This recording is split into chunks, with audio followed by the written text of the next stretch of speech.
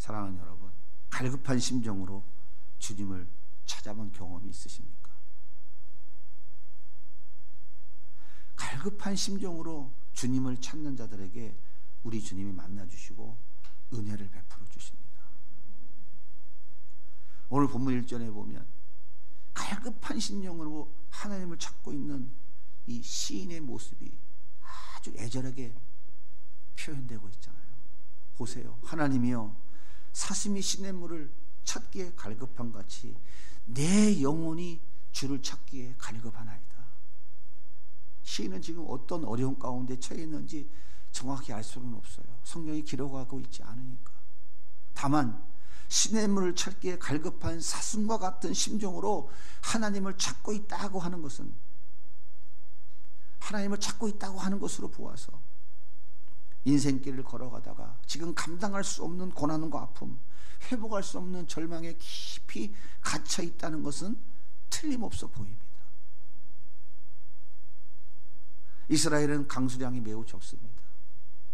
봄철에 씨 뿌릴 때 내리는 이른 비는 조금 많이 오지만 가을철 추수 때 오는 비는 늦은 비라고 해서 조금밖에 오지 않습니다. 그래서 이스라엘 이 중동 땅에는 늘 물이 부족합니다. 사슴은 특히 열이 많은 동물이라 물을 자주 많이 먹어야 되는 짐승이에요. 그런데 이 사슴은 여러 날 동안 물을 먹지 못해서 지금 죽을 지경에 이른 것입니다. 그래서 이 사슴은 물을 마셔야 한다는 갈급함으로 시냇가를 찾아온 것입니다. 물이 조금이라도 남아있는 시냇가는 골짜기에서 가장 낮은 곳이죠. 그래서 시냇가는 사방이 전부 노출되어 있고 은폐를 할 수가 없는 곳입니다. 산 위에서 호시탐탐 먹잇감을 노리고 있는 강한 짐승들의 표적이 될 수밖에 없어요. 어디서 나타났는지 손살같이 튀어내려와서 그 시냇가 물을 먹으려고 고개를 숙이고 있는 사슴을 덮쳐서 뜯어 먹어버리고 맙니다. 그럼에도 불구하고 사슴은 물을 먹기 위해서 시냇가로 내려와야만 했던 것입니다. 지금 시인이 처한 상황이 구체적으로 어떤 것인지는 알 수 없지만 물을 찾기 위해 자기 목숨을 걸고 있는 사슴처럼 자기가 처한 현실에서 살아날 수 있는 길은 오직 하나님밖에 없다고 하는 그 처절한 갈급함이 그의 마음에 가득했던 거예요. 하나님이여, 사슴이 물을 찾듯 내 영혼이 주를 갈망하나이다. 그 갈급한 심정으로 지금 이 시인은 하나님을 찾고 있는 거예요. 오늘 2절과 3절도 보십시오. 내 영혼이 하나님 곧 살아계시는 하나님을 갈망하나니. 갈망이 무슨 뜻입니까? 정말 간절히 바라고 원하는 마음, 그것이 갈망 아닙니까? 내가 어느 때에 나가서 하나님의 얼굴을 배울까요? 사람들이 종일 내게 하는 말이 네 하나님이 어디 있느냐? 손가락질하고 조롱하고 있습니다. 그래서 내 눈물이 주야로 내 음식이 되었습니다. 하나님, 살아계신 하나님 만나고 싶습니다. 제발 좀 만나주세요. 저 정말 죽게 생겼습니다. 보세요. 사람들이 그러잖아요. 내가 믿는 하나님이 어디 있느냐고 조롱하고 있잖아요. 하나님 제발 좀 만나주세요.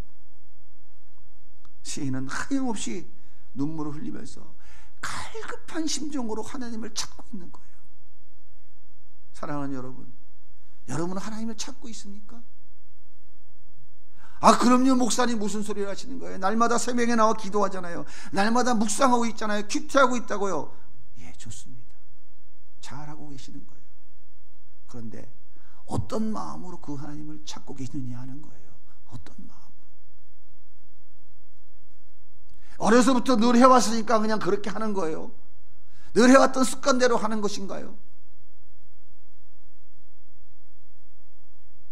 죽음을 각오하고 물을 찾아 시냇가로 내려온 갈급한 사슴처럼 살아계시는 하나님을 만나지 않고는 내 인생길에 감당할 수 없는 이 문제를 해결할 길이 없다는 그 갈급함으로 하나님을 찾고 계신가 하는 거예요. 하나님을 만나지 않고는 내 영혼의 이 공고함을 해결할 길이 없다는 갈급한 심정으로 하나님을 찾고 계십니까? 오늘 여러분 이 예배에 어떤 심정으로 나오셨어요? 오늘 이 예배를 통해서 꼭 임재하신 하나님을 만나고 말씀을 통해서 찾아오신 하나님을 내가 꼭 만나야 되는 갈급한 심정으로 이 자리에 오셨습니까? 아니면 지난주에도 만났는데 이번 주에도 가야지 하고 오셨습니까? 지난주에는 못 왔는데 이번 주에는 그래도 가야지 하나님 앞에 체면이 좀 쓰지 하고 오셨어요? 하나님을 만나지 않고는 나에게 주신 사명을 절대 감당할 수 없다는 그 갈급한 심정으로 하나님을 찾고 계신가요? 믿지 않는 내 가족, 내 자녀들을 위하여 살아계신 하나님, 저들을 언제쯤 만나 주시렵니까? 제가 애간장에 타서 견딜 수가 없습니다. 갈급한 사슴처럼 하나님을 찾고 계신가요? 만약 여러분이 갈급한 심정으로 하나님을 찾고 있다면 여러분 복받은 사람들입니다. 하나님을 찾고 있는 그 자체가 복이고 하나님의 은혜를 이미 누리고 있는 사람이에요. 세상에 수많은 사람들이 있지만 그들이 하나님을 찾습니까?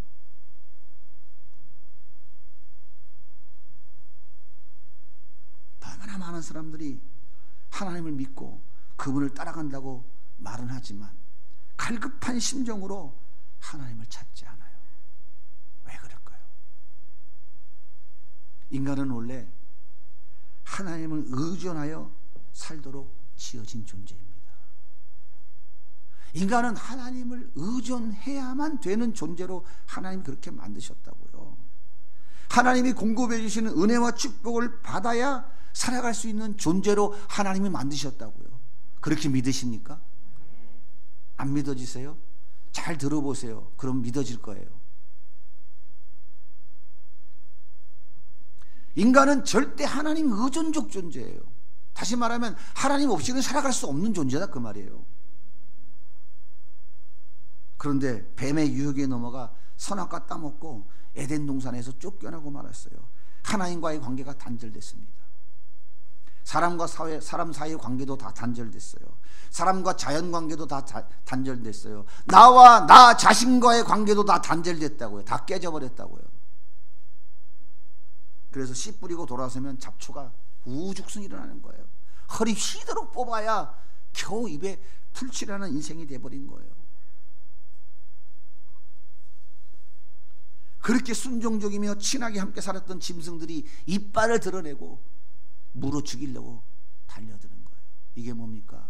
인간과 자연과의 관계가 다 깨진 거예요.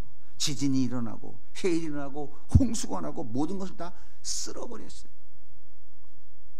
뿐만 아닙니다. 내가 나를 믿지 못해요. 내가 나를 믿지 못하는 거예요. 나도 나를 모르겠어. 그래서 내 안에 온갖 갈등과 번민이 쌓이고 쌓여서 원인을 알 수 없는 스트레스가 계속 쌓여가면서 그것이 원인을 알 수 없는 정신질환으로 나타나게 되는 거예요. 왜 그렇다고요? 하나님이 없기 때문에 그런 거예요. 하나님과의 관계가 단절됐기 때문에 그런 거예요. 이렇게 하나님으로부터 주어졌던 모든 은혜와 축복이 단절되니까 인간은 자기 스스로 자기 안정과 자기 행복을 지켜내야 되겠다고 몸부림치며 살아가는 거예요. 그러니까 얼마나 힘들고 지치고 고달픈 인생입니까? 여적 그렇게 살아봤잖아요. 아니에요? 나의 안정과 나의 행복은 내가 책임져야 된다고 그렇게 몸부림쳤잖아요. 그때 즐겁던가요? 인간은 어떤 존재라고요? 하나님 절대 의존적 존재라고요. 하나님 그렇게 만드셨다고요.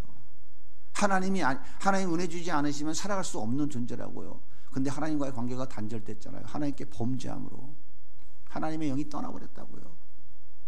그러니까 인간은 자기 힘으로 자기 안정과 자기 행복을 자기가 스스로 지켜내야 되잖아요. 돼요? 되던가요? 떼는 놈 위에 뭐가 있어요?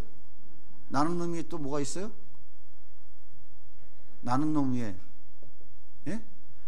음속 마하 3.5로 날아가는 이런 비행기 타고 가는 인간들도 있어요. 요즘은 우주로 타고 가는 인간들도 있어요. 어떻게 이기겠어요? 이길 수 있겠어요? 이겼어요, 여적? 잘 먹고 잘 사셨어요? 그러니까 우리 자식은 좀 이기게 해보려고 어려서부터 뭐예요? 야, 교회는 나중에 가고 학원 가라. 그래서 열심히 돈 갖다 다 없앴는데 어떻게 서울대학 몇 명 갔어요? 서울대학 나오고 나서 실업자가 더 많아요? 더 조금이에요? 이유가 뭐라고요? 하나님이 떠난 인간의 그 빈자리는 인간이 어떠한 방법으로 채울 수 없다 이 말이에요.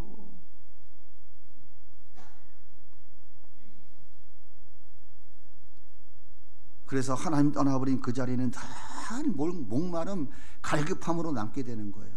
그 목마름과 갈급함은 하나님의 은혜와 긍휼로만 채워질 수 있는 거예요. 떠난 하나님이 다시 돌아오시면 채워지는 거예요.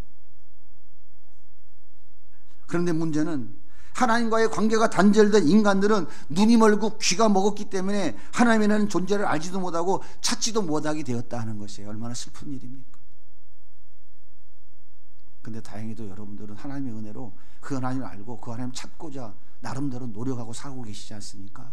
그런데 문제는 뭐냐면 형식적이고 습관적이고 남들이 하니까 나도 따라하는 것이 아니라 진정 사슴이 자기 목숨을 내걸고 물을 찾기 위해 시냇가를 찾는 그 갈급한 심정으로 우리가 하나님을 찾는 하나님의 자녀의 삶을 살아가고 있느냐 하는 거예요. 당신은 저 뒤에 응급실에 앉아 계셔. 내 좀 해볼 테니까. 제가 그렇게 해보다가 20여 년 동안 박살났다니까요.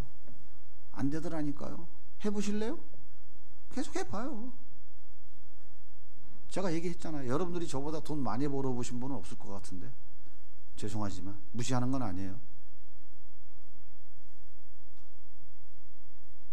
그걸로 하나님이 떠난 빈자리를 채워지지 않는다 그 얘기예요. 인간들은 그래서 이 세상 것들로 그 하나님 떠난 빈자리, 그 목마름, 그 갈증을 해소시켜 보려고 몸부림치는 거예요. 이 세상의 것들로 좀 채워보려고. 그래서 돈으로, 명예로, 권력 또는 술, 마약, 도박, 육체적 쾌락 또는 취미, 운동, 우상, 인기, 철학, 소유, 이런 온갖 것들을 채워서 자기의 목마름을, 자기의 갈증을 해소해 보려고 몸부림치는 삶을 살아가는 거라고요. 하지만 이런 것들로는 그 목마름을 해결할 수가 있던데요. 되던가요? 손 들어보세요. 안 됐어요, 권사님? 열심히 하셨잖아요. 안 되던가요? 안 된다고 하시는 분들은 이제 조금 하나님을 알아가고 계시는 거예요. 저랑 같이.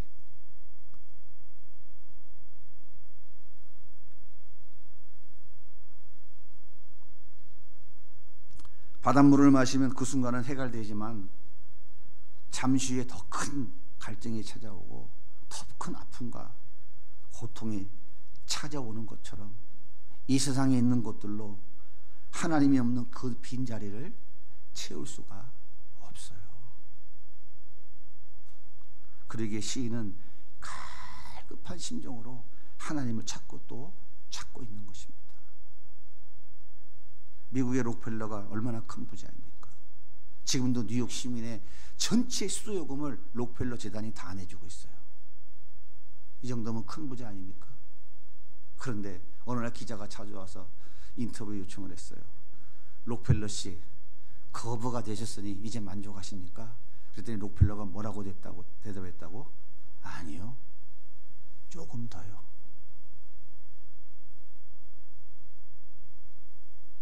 하나님의 빈자리는 이 세상의 그 무엇으로도, 인간의 어떠한 애씀과 노력과 몸부림으로도 채워지지 않습니다. 해결되지 않아요. 그래서 이 갈급함을 해결할 수 있는 유일한 방법은 바로 예수 그리스도밖에 없는 거예요. 그 예수가 채워지면 다 해결되어지는 거예요. 거기다 자꾸 예수 팔아서 돈 채우려 하지 마세요. 진짜 짜증나니까. 예수 이름 갖고 거기다 다른 뭘 갖다가 끌어다가 거기다 채우려고 하셔봐야 아무 소용 없다니까요.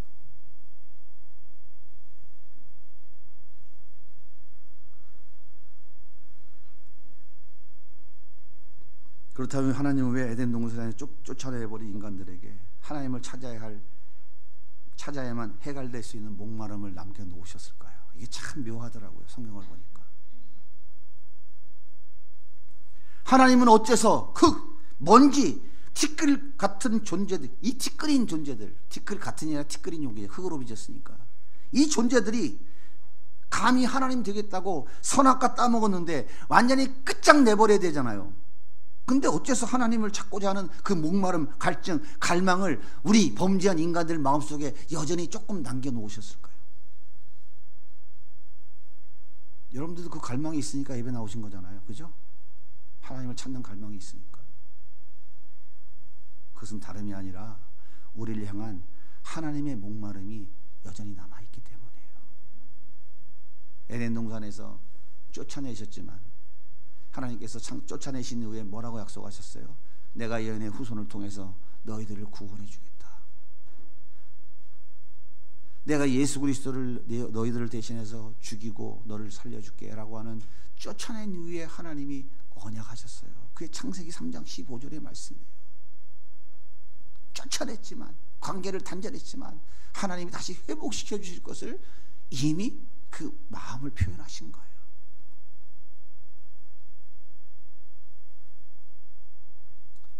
이사야 49장 14절 같이 한번 읽어보겠습니다. 시작.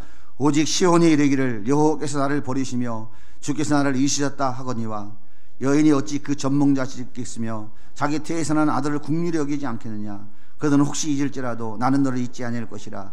내가 너를 내 손바닥에 새겼고 너의 성벽이 항상 내 앞에 있느니라. 내 손바닥에 네 이름을 기록해로 새겼대. 여러분의 이름을 하나님이 하나님 손바닥에 새겼다는 거예요. 새기면 손 닦아도 지워져요, 안 지워져요?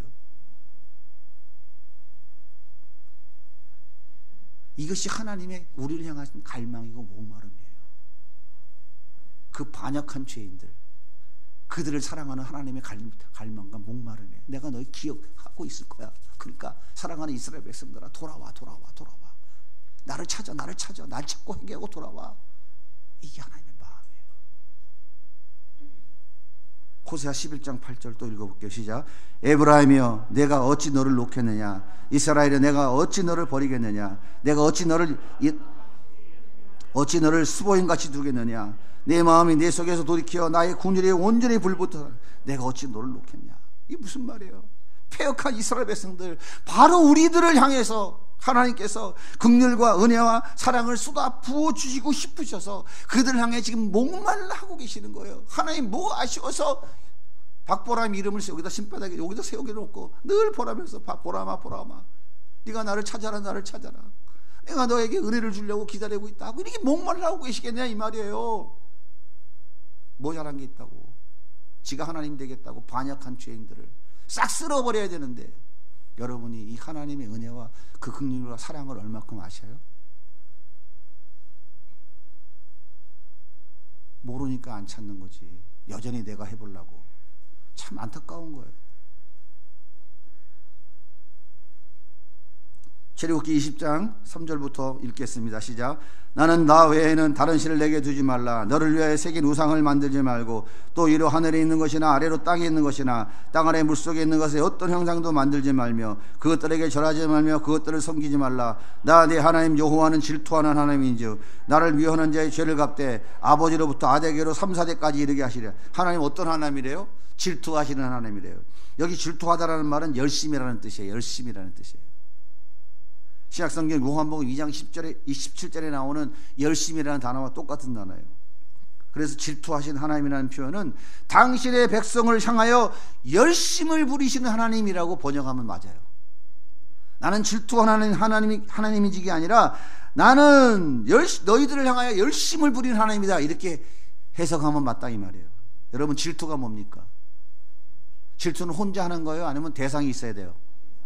예, 질투는 어떤 비교 대상이 있어야 질투가 일어나는 거예요. 그러면 하나님께서 질투하는 대상이 누구일까요? 이스라엘 백성들이 그토록 좋아하는 바알과 아세라 우상일까요? 이스라엘 백성들이 그토록 죽도록 좋다고 쫓아다니는 우상들일까요? 그게 다 뭐예요? 그건 인간들이 자기 욕심 채우기 위해서 만들어 놓은 것이에요. 실체가 없는 거예요. 아니 하나님이 창조주인데 인간들이 만들어 놓은 그 실체 없는 피조물, 그것들 때문에 질투하고 안 겪었어요? 생각해 보세요. 말도 안 되는 얘기죠.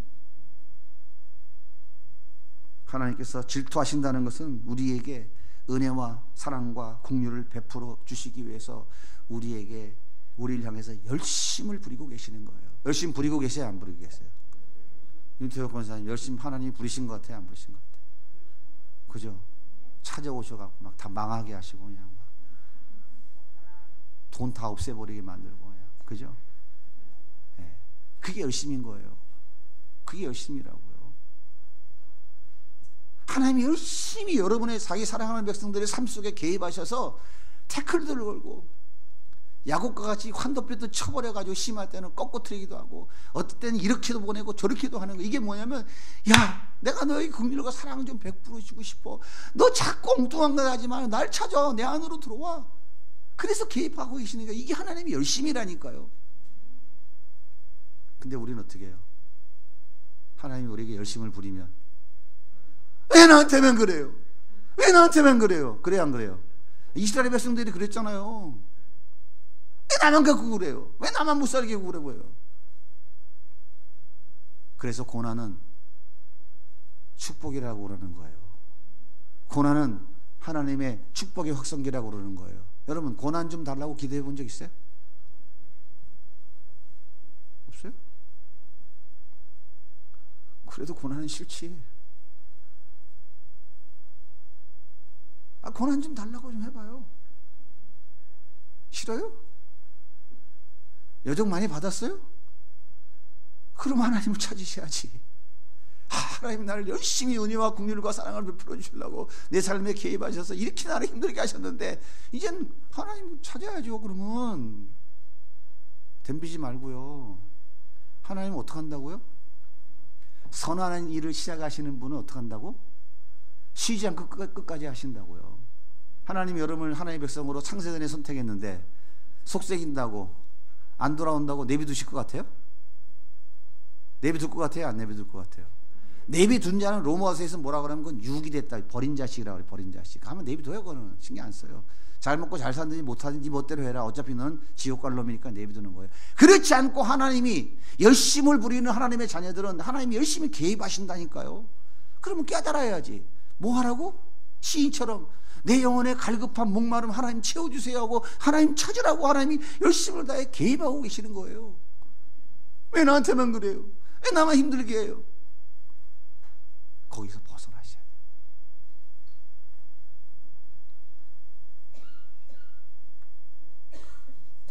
이렇게 하나님은 자기 백성들을 향해 목말라 하십니다. 그래서 우리가 목이 마른 거예요.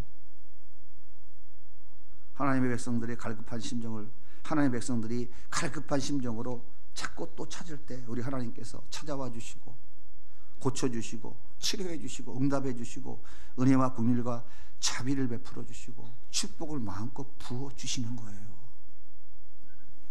그래서 여러분이 갈급한 심정으로 하나님을 찾고 있다면 그 자체가 이미 은혜와 복을 누리고 있는 거예요.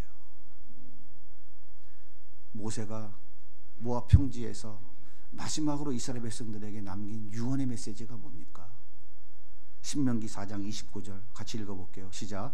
그러나 내가 거기서 내 하나님 여호와를 찾게 되리니 만일 마음을 다하고 뜻을 다하여 그를 찾으면 만나리라. 너희들은 가나안 땅에 들어가서 하나님을 찾으라는 거예요. 거기 들어가면 니들이 좋아할 것 찾을 것 많아. 바알과 아세라 우상, 온갖 우상들 너무 많아. 너희들이 애굽에서 보았던 그 모든 것보다 더 많이 있어. 그거 말고 가나안 땅에 들어가서도 하나님 찾아라. 그럼 만나 주실 거야. 하나님 만나 주시니까 너희들 봤지? 홍해가 쫙 갈라지는 거. 만나가 내려 40년 동안 너희들 농사 짓지 않고 먹고 사는 거 봤지? 너희들 신발 봐. 떨어졌어 안 떨어졌어? 낮에는 구름기둥 밤에는 불기둥으로 인도해 주신 하나님이 지금까지 너희들과 함께 가고 계시지? 거기 가서도 하나님 찾아. 그럼 그 하나님이 거기서도 너희들과 함께 해주실 거야. 모세가 유언으로 하고 있는 얘기예요. 다윗이 죽기 전에 유언으로 자기 아들 솔로몬에게 뭐라고 얘기합니까? 똑같은 얘기를 해요. 역대상 28장 9절 같이 읽겠습니다. 시작. 내 아들아, 내 아들.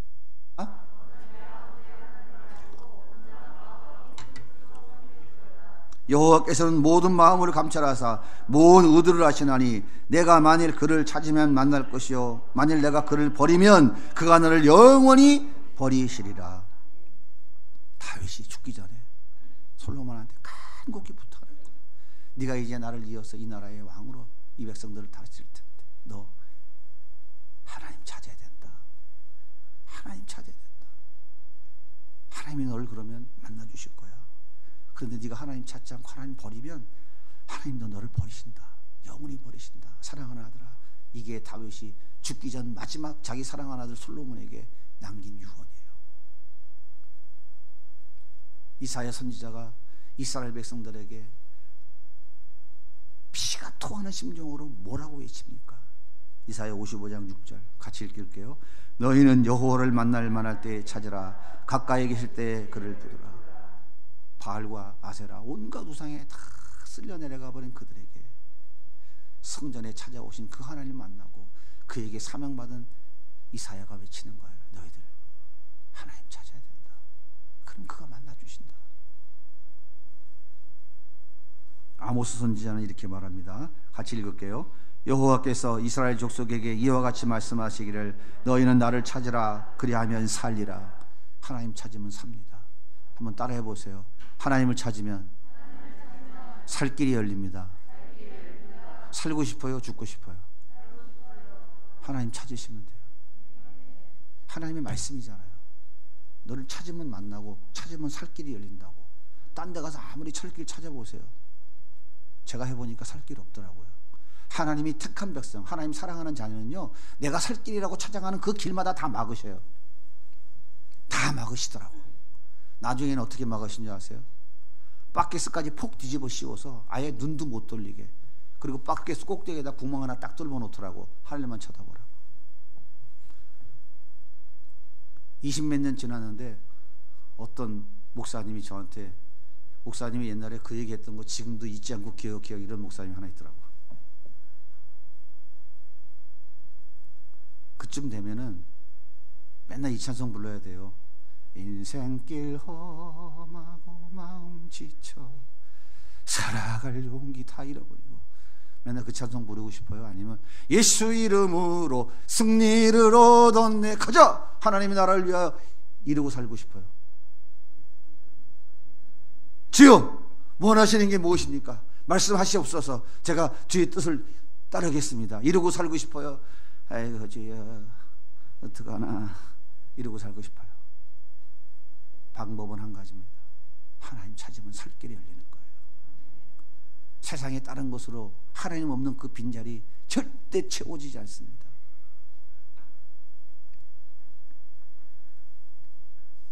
갈급한 심정으로 하나님 찾으면 하나님이 만나주십니다. 모든 죄와 허물을 덮어주시고 살 길을 열어주십니다. 하지만 하나님을 찾지 않고 끝까지 버리면 하나님도 영원히 버리십니다. 이것이 하나님의 약속입니다. 무엇을 해야 될지, 어디로 가야 할지 가슴이 답답하십니까? 세월이 이렇게 빨리 흐르는데 뭔가 의미 있는 인생을 살아야 된다고 생각하십니까? 내 인생은 여기서 이렇게 끝나고 마는 것인가? 후회가 되십니까? 그렇다면 하나님을 갈망하세요. 목숨 걸고 물을 찾는 사슴처럼 갈급한 심정으로 하나님을 찾으세요. 돈, 명예, 권세, 음란, 도박, 게임, 오락, 육체적 쾌락, 그 무엇으로도 하나님 떠난 빈자리를 채울 수 없습니다. 해보셨잖아요. 제가 해봤다니까요. 안 된다니까요. 좀 말 좀 들으세요. 말 좀 들으시라고요. 하나님이 말씀하고 계시잖아요. 안타깝게. 아무리 쌓고 또 쌓아도 탐욕에 사로잡힌 인간들에게 만족은 없어요. 조금만 더 영원히 목마름만 더해질 뿐입니다. 갈급한 사슴처럼 하나님을 찾으세요. 자꾸 또 찾으시면 만나주십니다. 그리고 하나님의 은혜와 긍휼과 한없는 사랑으로 채워주십니다. 그러면 여러분의 인생이 아름다우실 것입니다. 여러분의 인생에 소망이 넘쳐나기 시작할 거예요. 그러면 갈급한 심정으로 하나님을 찾는 시인에게 하나님의 은혜가 어떻게 시작됐을까요? 오늘 말씀에 잘 가르쳐 주고 있어요. 갈급한 심정에 하나님을 자꾸 찾던 시인의 마음의 변화가 제일 먼저 일어납니다. 그래서 자기가 자기 자신에게 이렇게 말해요. 5절 보세요. 같이 읽을게요. 내 영혼아 내가 어찌하여 낙심하며 어찌하여 내 속에서 불안해하는가. 너는 하나님께 소망을 두라. 그가 나타나 도우심으로 말미암아 내가 여전히 찬송하리로다. 11절에도 반복해서 얘기해요. 내 영혼아 내가 어찌하여 낙심하며 어찌하여 내 속에서 불안해하는가. 너는 하나님께 소망을 두라. 나는 그가 나타나 도우심으로 말미암아 네 하나님을 영원히 찬송하리라. 하나님을 찾던 그 사슴의 시냇물을 찾던 갈급한 심령으로 하나님을 찾던 이 시인에게 하나님이 찾아오신 거예요. 그래서 그의 마음에 깨닫게 해주신 거예요. 그러니까 이 시인이 깨달으니까 이 마음에 무슨 생각이 들어? 자기가 자기에게 이야기하는 거예요. 지금 내가 왜 낙심하고 있었지? 내가 왜 불안해하고 있었지? 이건 아니잖아. 하나님께 소망 두는 게 맞잖아. 내가 도대체 어디에 소망을 두고 있었던 거야?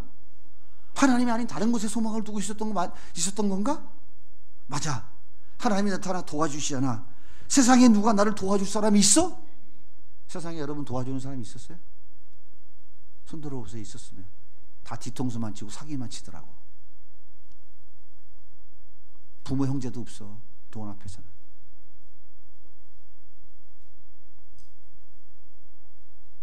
그 하나님을 소망하며 찬송해야지. 내가 왜 이러고 있는 것이지?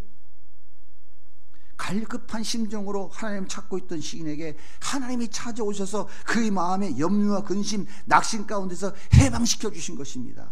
그리고 나를 도와주신 하나님이 나와 함께 하신다는 확신을 하며 그 하나님을 찬양해야 되는 거예요. 이게 시작점이에요. 이게 시작이라고요. 보세요. 현실 앞에 변한 것이 있습니까? 아무것도 없잖아요. 승리하게 하신 하나님을 소망하며 찬성이 흘러나오고 있잖아요. 내 눈앞에 현실에 바뀐 건 아무것도 없는데, 그런데 이 시인이 어떻게 해요? 하나님을 찬양하잖아요. 여기서부터 시작하는 거예요. 빌립보서에 뭐라고 그래요? 너희 아무것도 염려하지 말고 오직 기도와 간구로 너희 구할 것을 감사함으로 하나님께 아뢰라.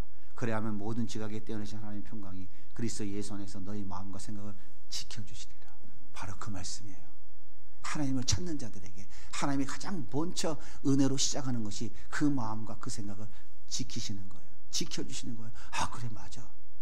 하나님이 나를 도우시는데, 맞아. 하나님이 함께 하시는데 내가 왜 이 염려와 낙심과 근심 가운데 허덕이고 있지? 내가 지금 어디다 소망을 두고 있었던 거야? 이 마음부터 깨닫고 정리시켜 주시고 붙잡아 주시는 거예요. 여기서부터 시작하는 거예요.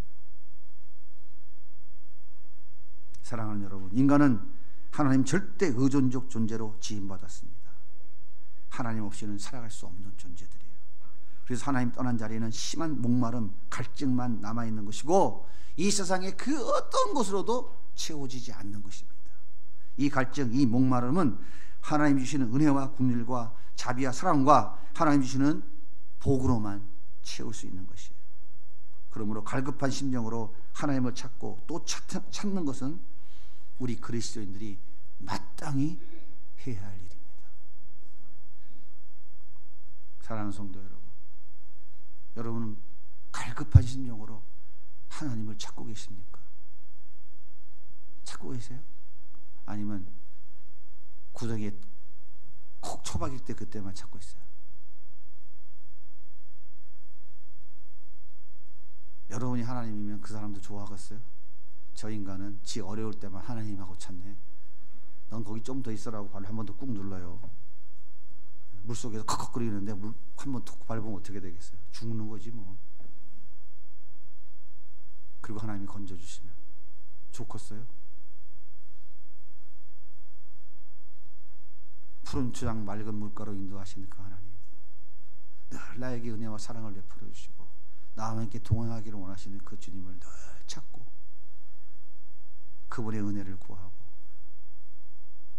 그분의 도우심을 구하며 살아가는 것, 그것이 우리가 마땅히 해야 될 일이에요. 날마다 갈급한 심정으로 하나님을 찾고 또 찾으며 그 하나님 주신 은혜와 복을 누리며 살아가는 우리 성도님들이 다 되시기를 예수님의 이름으로 간절히 소원합니다.